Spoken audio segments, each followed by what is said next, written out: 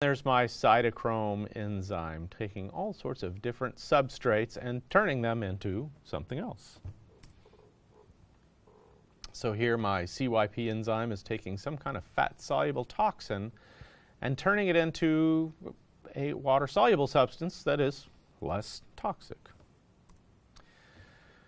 So when substances are oxidized, making them more water-soluble, we call that phase 1 oxidation. By the way, phase 1 and phase 2 don't occur in any particular order. Phase 2 can occur first, for that matter. It might as well be phase A and phase B. But they call this a phase 1 reaction. It's called oxidation.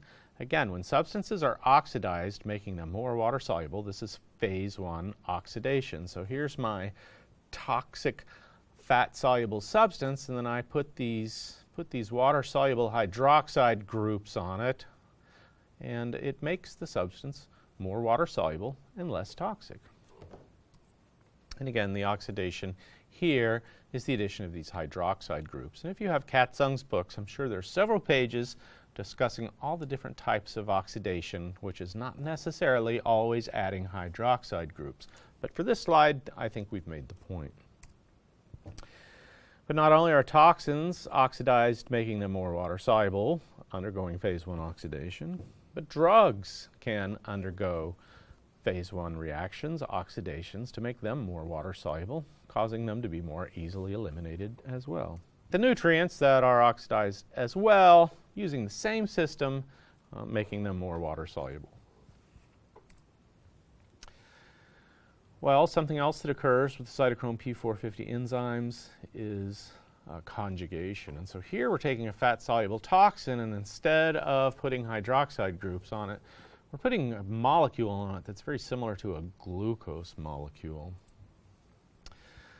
And this is called conjugation. And when substances are conjugated to highly polar glucose molecules to make them very water-soluble, we call that phase 2 conjugation. So some of you who've ever been in the surgical business or in the gallbladder business might have heard of conjugated bilirubin. Bilirubin is a natural breakdown product of blood, and the bilirubin is very fat-soluble and very toxic. The liver will take this toxic bilirubin and make conjugated bilirubin, which is very water-soluble and should be easily eliminated by the kidneys. And if the gallbladder and the common bile duct are opening and functioning, then this conjugated bilirubin should be dumped in the bowel and easily eliminated. And so the word conjugated bilirubin comes from this right here. The bilirubin has been added to a very highly polar glucose type of molecule to make it very water-soluble. So again, phase 2 reactions are conjugation. And if you have Katzung's book, I am sure they list far more conjugation reactions than this. But again, conjugation means adding a very large, very water-soluble group like a glucose, a glutathione, glucuronic acid, all glucose-like molecules. And when we attach those glucose-like molecules, it makes the substance very water-soluble.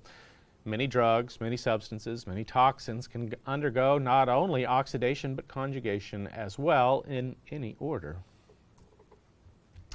So again, when toxins are conjugated to highly polar glucose molecules to make them very water-soluble, this is phase 2 conjugation.